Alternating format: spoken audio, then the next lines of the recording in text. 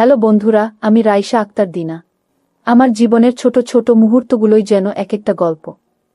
আজকে আমি তোমাদের শোনাবো আমার স্বামী বিদেশ যাওয়ার পর আমার ভাসুরের ছেলের সাথে কিভাবে আমার বন্ধুত্ব হয়, এবং একটা সময় তা বন্ধুত্ব থেকে কিভাবে অন্য আরেকটি রূপ। বন্ধুরা, আজকের গল্পটি অনেক অনেক ইন্টারেস্টিং।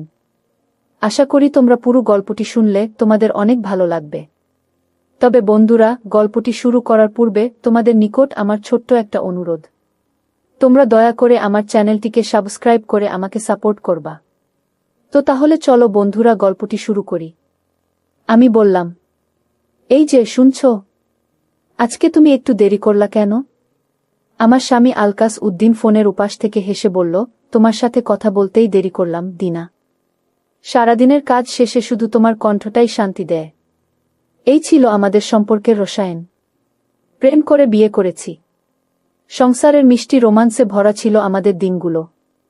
কিন্তু বাস্তবতা একটু কঠিন। সংসার চালাতে গেলে কেবল ভালোবাসা যথেষ্ট নয়। একদিন আলকাস বলল, দিনা, আমি বিদেশ যাব। সাময়িক কষ্ট হলেও ভবিষ্যতের জন্য দরকার। আমি কষ্ট চেপে বলেছিলাম, তুমি যাও, আমি সামলাতে পারব। তাই সে মালয়েশিয়া চলে গেল। আমি রয়ে গেলাম তার বাবা মা ও ভাইদের সংসারে। আর আমার প্রতিদিনকার সঙ্গী হয়ে উঠল আমার ভাসুরের ছেলে ফাহিম। ফাহিম ছিল শান্ত স্বভাবের, সদা বিনয়ী ও বুদ্ধিমান।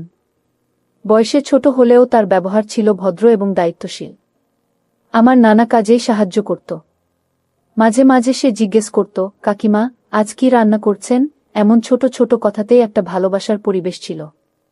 একদিন সাজুগুজু করে দরজা দিয়ে বের হচ্ছি, হঠাৎ ফাহিম বলল, কাকিমা, আজ আপনাকে খুব সুন্দর লাগছে।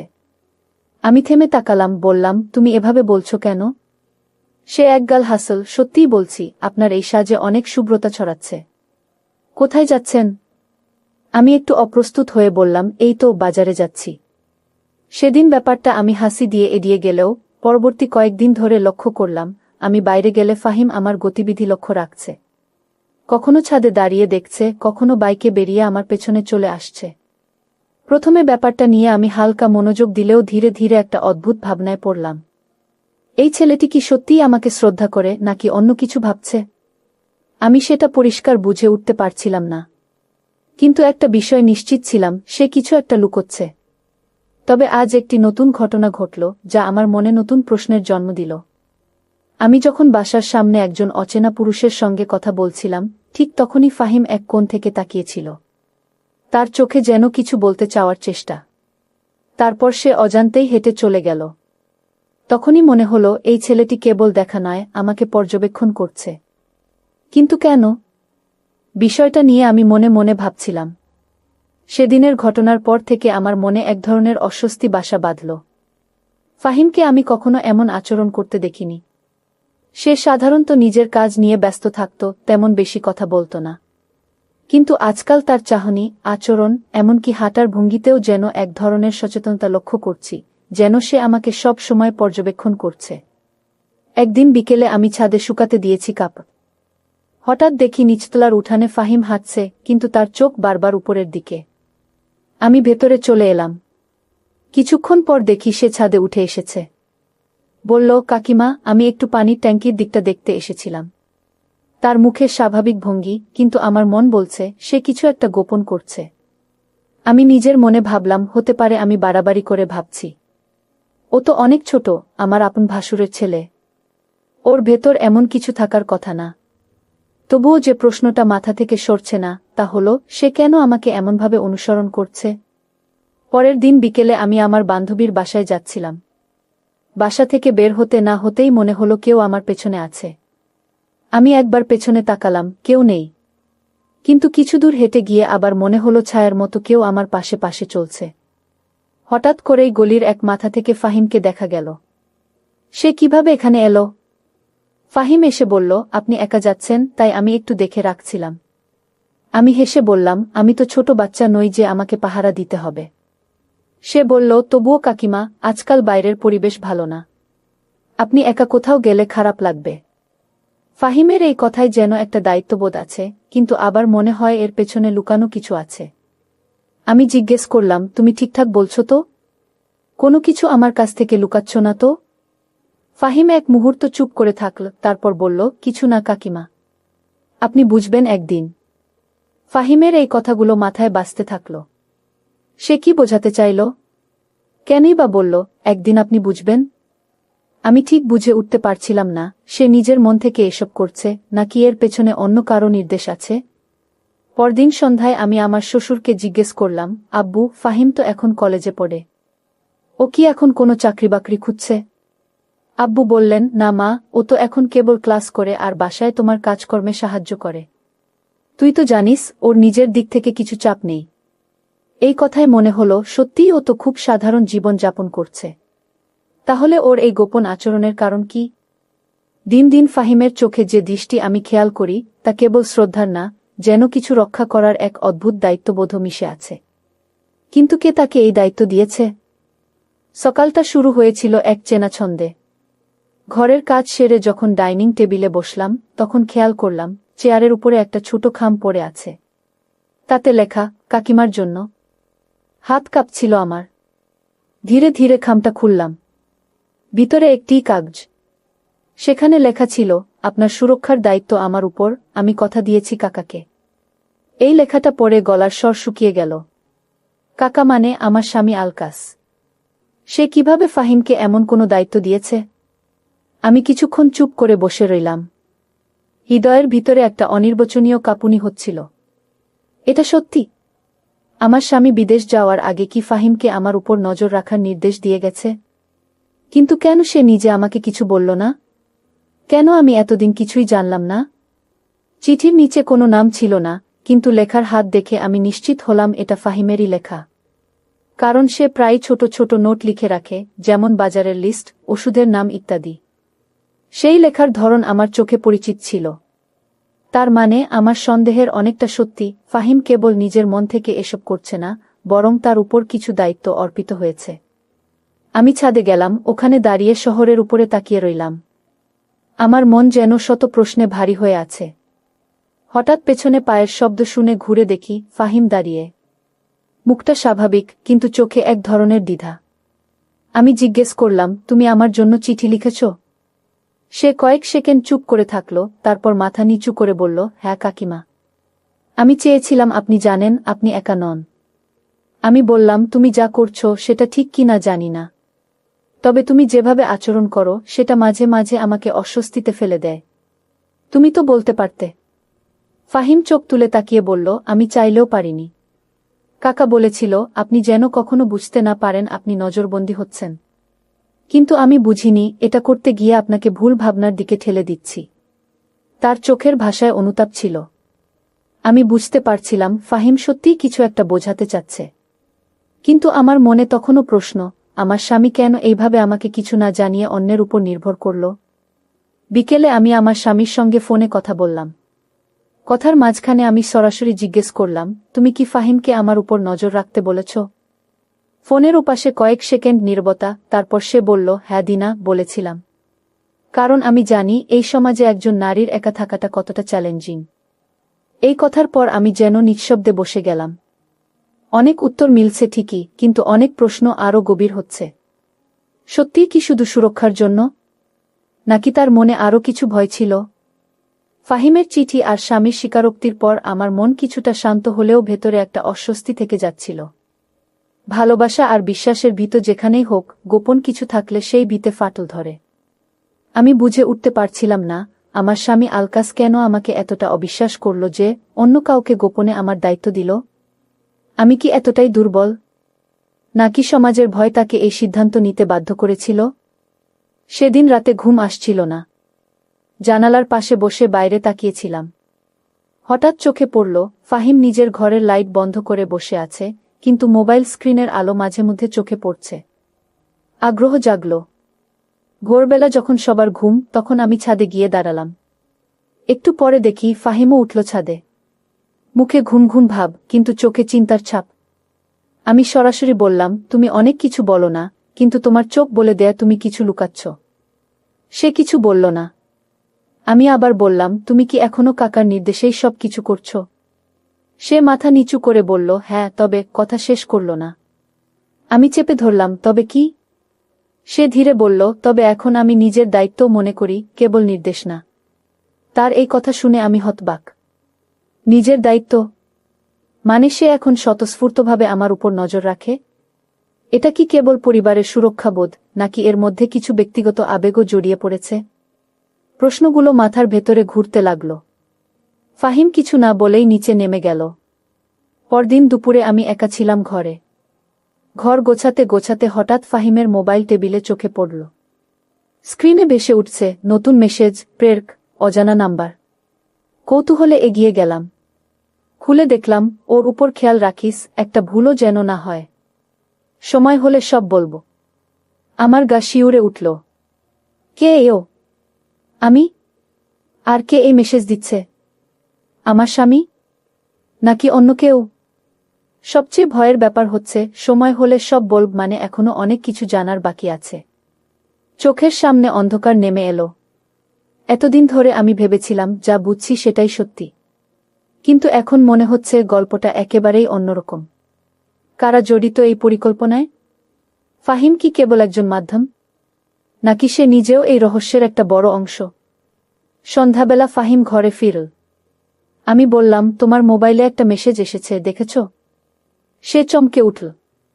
মুখের অভিব্যক্তি বলে দিচ্ছে সে কিছু লুকাতে চাইছে। আমি জিজ্ঞেস করলাম, কোনো ওর কথা বলা হয়েছে সেই মেসেজে? সে উত্তর না দিয়ে শুধু বলল, আপনি যদি ধৈর্য ধরেন কাকিমা, আপনি সব জানতে পারবেন। সে চলে গেল। আমি একা বসে রইলাম। জানালার বাইরে অন্ধকার ঘনিয়ে আসছিল, আর আমার জীবনের ভিতরেও নেমে আসছিল রহস্যের এক নতুন ছায়া। রাতের ঘুম যেন কেমন জানি অচেনা হয়ে উঠেছে। চেয়ারে বসে জানালার বাইরে তাকিয়ে থেকে মনে হচ্ছিল, আমার জীবনটা এক অজানা ছকের মধ্যে ঢুকে গেছে, যার পরের দাগটা আমি আগে থেকেই আঁচ করতে পারছি না। ফাহিমের মোবাইলে দেখা সেই অজানা নাম্বার থেকে আসা মেসেজ এখনো মাথায় ঘুরপাক খাচ্ছে। কে এই প্রেরক? আর আমাকে কেন ও হিসেবে উল্লেখ করা হয়েছে? পরদিন সকালবেলা ফাহিমকে মুখোমুখি বসিয়ে আমি সরাসরি জিজ্ঞেস করলাম, তুমি কাকে রিপোর্ট করো? সে কিছুক্ষণ চুপ করে থেকে বলল, আমি কাউকে রিপোর্ট করি না কাকিমা। শুধু কিছু কথা, কিছু দায়িত্ব, সেটা পালন করি। আমি আবার বললাম, তাহলে সেই অজানা নাম্বার থেকে আসা মেসেজগুলোর ব্যাখ্যা কি? ফাহিম চোখ সরিয়ে ফেল। মুখে কষ্টের ছাপ, যেন কিছু বলতে চায় কিন্তু পারছে না। তারপর দিন সকালে শাশুড়ি আম্মার ঘর গোছাতে গিয়ে হঠাৎ একটা পুরনো চিঠি পেলাম, যেটা আলকাজ বিদেশ যাওয়ার সময় পাঠিয়েছিল। ভাঁজ খুলতেই বুক ধকধক করতে লাগল।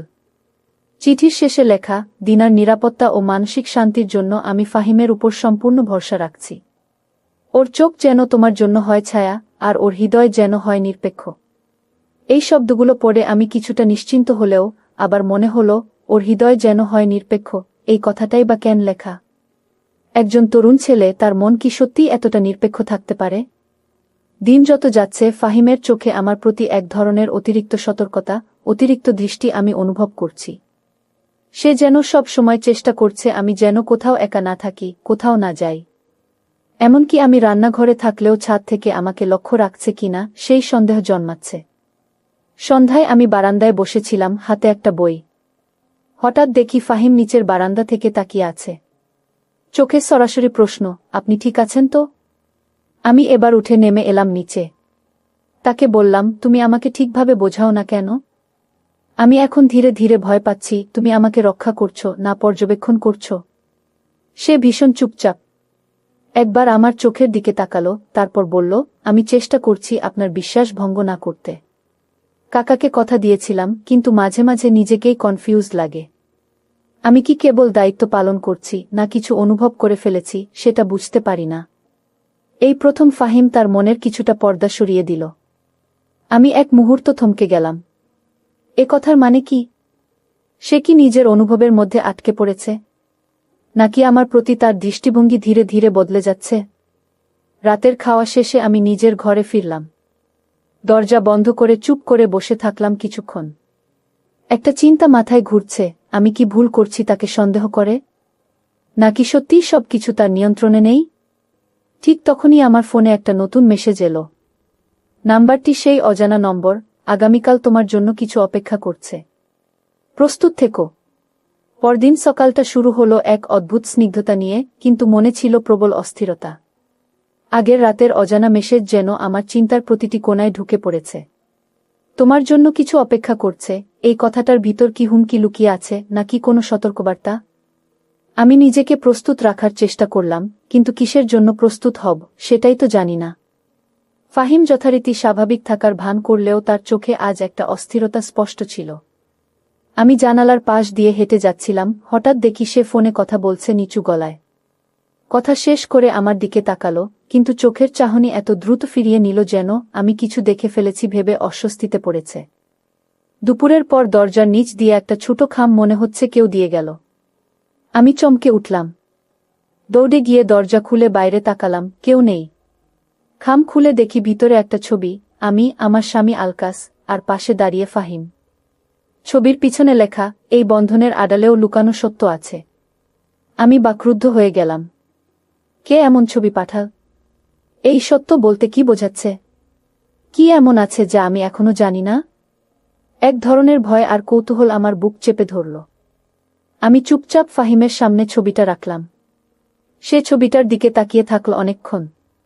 তারপর ধীরে বলল, আপনি যদি আজ বিকেলে ছাদে আসেন আমি সব বলবো। বিকেল হতেই আমি ছাদে চলে গেলাম। চারপাশে নীরবতা, শুধু ফাহিম দাঁড়িয়ে ছিল পেছন ফিরে। আমি বললাম, তুমি বলবে বলেছ, আমি শুনছি। সে ধীরে ঘুরে দাঁড়াল। চোখে ক্লান্তি, কণ্ঠে ভার। বলল, আপনার স্বামী কেবল আমাকে দায়িত্ব দেননি কাকিমা, আমাকে একটা প্রতিজ্ঞা করিয়েছেন। বলেছেন, আপনি যদি কোনোদিন একা, কষ্টে বা বিপদে পড়েন, আমি যেন শুধু দেখেই না থাকি, পাশে দাঁড়াই। কিন্তু আপনি আমার কাকিমা। সব সময় নিজেকে নিয়ন্ত্রণে রেখেছি। কিন্তু সময় যত গেছে আমার নিজের মনেও দ্বন্দ্ব তৈরি হয়েছে। আমি বিস্ময়ে তাকিয়ে রইলাম। সে বলল, আপনি আমাকে কখনোই খারাপ চোখে দেখেননি। কিন্তু আমি নিজে মাঝে মাঝে নিজের অবস্থান নিয়ে দ্বিধায় পড়ে গেছি। আমি এই পরিবার, এই দায়িত্ব আর নিজের অনুভূতির মাঝে আটকে গেছি। আমি অনেক কিছু থেকে নিজেকে সরিয়ে রেখেছি কেবল কাকার সম্মানের জন্য। তার চোখে পানি চলে এসেছে। আমি বুঝতে পারলাম, এই ছেলেটি কেবল একজন তরুণ না, সে নিজের ভেতরে একটা অসমাপ্ত লড়াই বয়ে বেড়াচ্ছে। সে আমাকে কষ্ট দিতে চায়নি, কিন্তু নিজেও শান্তিতে নেই। ঠিক তখনই নিচের ফ্লোর থেকে আমার শাশুড়ির ডাক এলো, দিনা মা, তোমার ফোনটা বাজছে, বোধহয় কাকা ফোন করেছে। আমি দ্রুত ছুটে নিচে গেলাম। ফোন হাতে নিয়ে দেখলাম, হ্যাঁ, আলকাশের কল। ফোন রিসিভ করতেই ওপাশ থেকে গম্ভীর কণ্ঠে সে বলল, দিনা, তুমি এখন যা জানো তার চেয়েও বেশি কিছু আছে জানার। তুমি কি সত্য জানার জন্য প্রস্তুত? স্বামীর কণ্ঠস্বর যেন বুকের ভিতর কেঁপে উঠছিল। তুমি কি সত্য জানার জন্য প্রস্তুত? এই প্রশ্নটাই আমাকে নিঃশব্দ করে দিল। আমি ধীরে বললাম, হ্যাঁ আলকাস। আমি আর অন্ধকারে থাকতে চাই না। ফোনের উপাস থেকে দীর্ঘশ্বাসের শব্দ এলো, তারপর সে বলা শুরু করল, দিনা, তুমি জানো না তোমার নিরাপত্তা নিয়ে আমি কতটা আতঙ্কে ছিলাম। আমি যখন বিদেশ যাই তখন শুনেছিলাম কিছু মানুষ তোমার আশেপাশে সন্দেহজনকভাবে ঘোরাফেরা করছে। আমি বিশ্বাস করিনি প্রথমে, কিন্তু একজন কাছের মানুষ আমাকে সাবধান করে। আমি চুপ করে শুনছিলাম। আলকাস আবার বলল, সেই মানুষটা হচ্ছে ফাহিমের বড় ভাই, মানে আমার আপন ভাসুরের ছেলে রায়হান। সে আমাকে একদিন ভিডিও কলে দেখিয়েছিল কিভাবে কিছু লোক তোমার পিছু নিচ্ছে। তখন থেকেই আমি ফাহিমকে অনুরোধ করি যেন সে সবসময় তোমার আশেপাশে থাকে, নজর রাখে। আমি তোমাকে ভয় দেখাতে চাইনি, তাই কিছু বলিনি। মাথা নিচু করে আমি ফোনের কথা শুনছিলাম, কিন্তু হৃদয়ের ভেতরে এক নতুন তোলপাড় শুরু হয়ে গেছে। এতদিন ধরে আমি যা কিছু দেখে যাচ্ছিলাম তার সবকিছুই কি কেবল নিরাপত্তার ছায়া ছিল? আর ফাহিম? সে তো কেবল দায়িত্বই পালন করছিল। তবে সে কেন নিজের অনুভূতির দ্বিধায় পড়েছে? কি এমন হয়েছে যে ওর চোখে অশান্তির ছাপ পড়েছে? আমি আলকাসকে জিজ্ঞেস করলাম, তুমি কি ফাহিমকে বলেছ সে যেন প্রয়োজনে আমার জীবনেও সিদ্ধান্তে সহায়তা করে? ফোনের উপাসে কিছুক্ষণ নীরবতা, তারপর সে বলল, হ্যাঁ বলেছিলাম, কারণ আমি জানি ও আমার চেয়ে তোমার অনেক কাছাকাছি থাকবে। আমি বিশ্বাস করেছিলাম ফাহিম কখনো সীমা লঙ্ঘন করবে না। আলকাশের এই কথাগুলো আমার চোখে অশ্রু এনে দিল। একদিকে স্বামীর নিঃস্বার্থ নিরাপত্তার বোধ, অন্যদিকে ফাহিমের মনের লড়াই, এই দুইয়ের মাঝখানে আমি নিজেই যেন কোথাও হারিয়ে যাচ্ছিলাম। আমি কি একা থাকার কষ্টে নিজেই ফাহিমকে ভুলভাবে বুঝতে শুরু করেছিলাম? ফোন রাখার কিছুক্ষণ পর আমি ছাদে গেলাম। ফাহিম সেখানে এক কোণে দাঁড়িয়েছিল, মাথা নিচু। আমি কাছে গিয়ে বললাম, তুমি যা করেছ সেটা একদিন সবাই বুঝবে। আমি এখন অনেক কিছু জানি, অনেক কিছু বুঝতে পারছি। সে মুখ তুলে বলল, আপনি আমার উপর রাগ করেননি?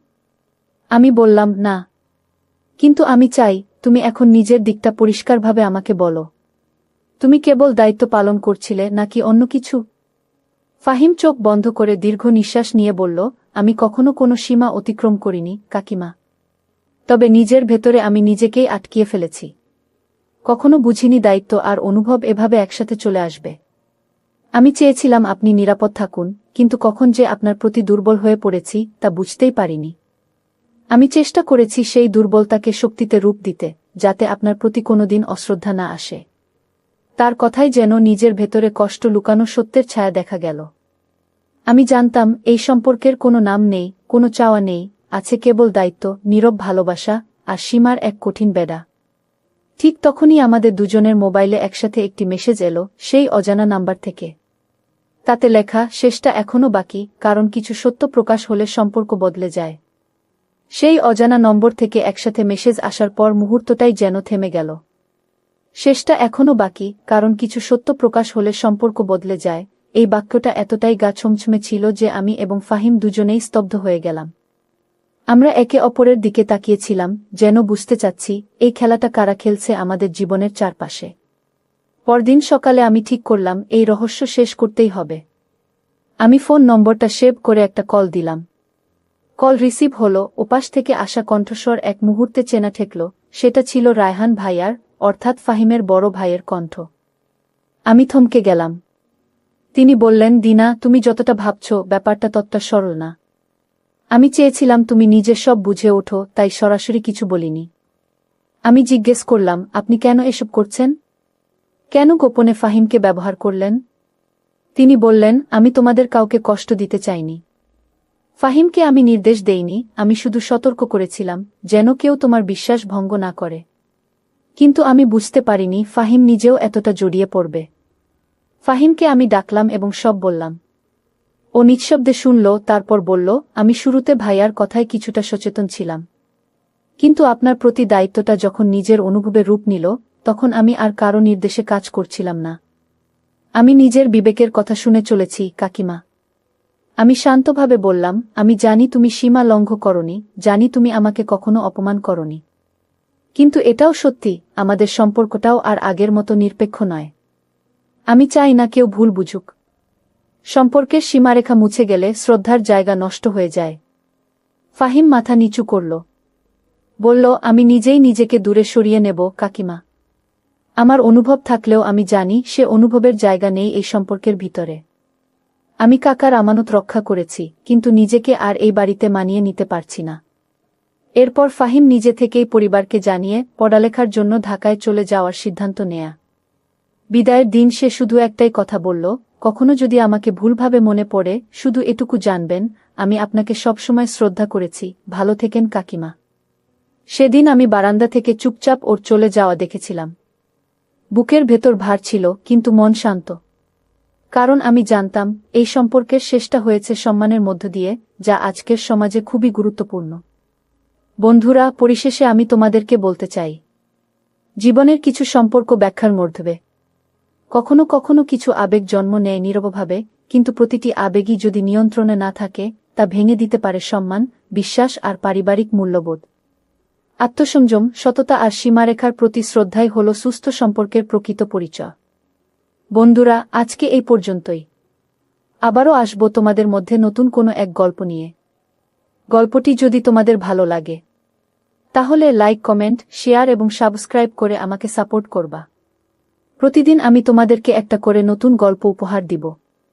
পরিশেষে তোমাদের সকলের সুস্বাস্থ্য কামনা করি। তোমাদের সকলকে অসংখ্য ধন্যবাদ বন্ধুরা, এতক্ষণ ধৈর্য ধরে গল্পটি শোনার জন্য।